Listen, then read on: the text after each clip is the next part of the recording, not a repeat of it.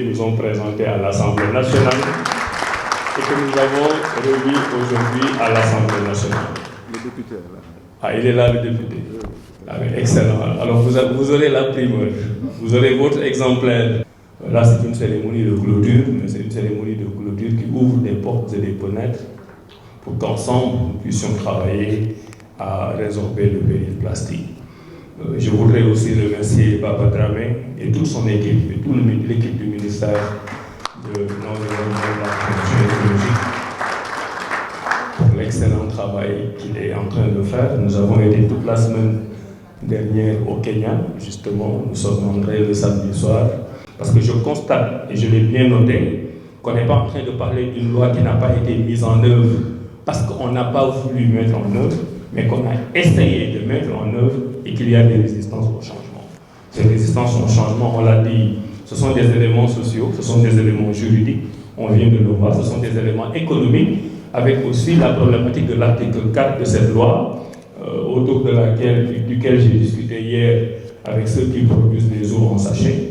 Et là aussi, on a vu clairement que non seulement il y a un problème de définition qui fait que la mise en œuvre de cet article est difficile, mais il y a aussi la problématique de l'alternative à ces unités industrielles existantes si on devait aujourd'hui interdire de façon abrupte l'utilisation du plastique. Je suis sûr que vous avez discuté de cette question et que probablement l'application, la prise et la mise en œuvre des décrets d'application avec peut-être une mise en œuvre progressive, différenciée, graduelle, devrait permettre de régler ce problème des unités industrielles qui existent, qui répondent à des problématiques et à des besoins économiques, mais qui doivent aussi tenir compte des exigences environnementales. Vous avez aussi parlé du financement de la taxe. Bon, ça revient au problème de définition de qu'est-ce qui est taxable ou pas.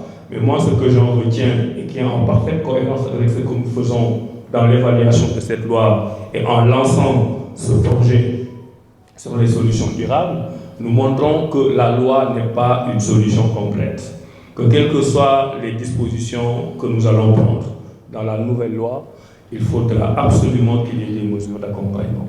Ces mesures d'accompagnement, c'est le recyclage, ça peut être l'incinération, ça peut être des unités industrielles qui créeraient des emplois, qui aideraient à régler le problème du péril plastique. Et nous avons des solutions pareilles dans le projet que le PNUD a bien voulu financer. Et finalement, le dernier mot sera que j'avais eu aussi hier beaucoup d'espoir en pensant que j'arriverai à briser le mythe de Sisyphe. J'ai lamentablement échoué entre hier et aujourd'hui, parce que quand je parlais hier, je l'ai rappelé, et vous le savez, il y avait déjà une loi de 2015 qui n'a jamais pu être appliquée. Il y a eu la loi de 2020. On pensait pouvoir l'appliquer sans avoir une nouvelle loi, mais de toute évidence, il y aura une nouvelle loi. Maintenant, la question qu'on doit se poser en tant que peuple, en tant que pays, en tant que nation, c'est est-ce que nous allons passer tout notre temps à palabrer sur des questions importantes et ne jamais arriver à de vraies conclusions, au point que chaque 5 ans, on va organiser les mêmes conclaves, les mêmes ateliers, dire les mêmes choses, produire ou pondre des lois qui sont inapplicables et se donner rendez-vous dans 5 ans pour une autre loi en sachant que le péril plastique perdure. C'est une question de civilisation, c'est une question de société, c'est une question de conduite. J'ai donné l'exemple du Rwanda, que certains n'aiment pas entendre. La ressemblance avec le Rwanda, c'est qu'ils ont une loi plastique, on a une loi plastique, mais la différence, c'est qu'il n'y a pas de plastique au Rwanda, il y a énormément de plastique au Sénégal. Et quelle est la différence entre les deux? C'est le comportement, c'est l'humain. Et je disais l'autre jour à l'Assemblée, et je vais en terminer par là, pourquoi dans ce pays, toutes les maisons à l'intérieur sont propres, tous les salons sont propres, toutes les chambres sont propres, toutes les toilettes sont propres, mais la rue est sale. Donc chacun tient en compte ce qui lui appartient et lui donne le soin qui lui permet d'avoir la meilleure qualité. Mais ce qui appartient à tout le monde, le bien commun, n'est pas pris en charge. Quand bien même l'État fait des efforts, la plupart du temps, les citoyens n'adhèrent pas. Et ça, c'est un problème de civilisation. c'est un problème de société.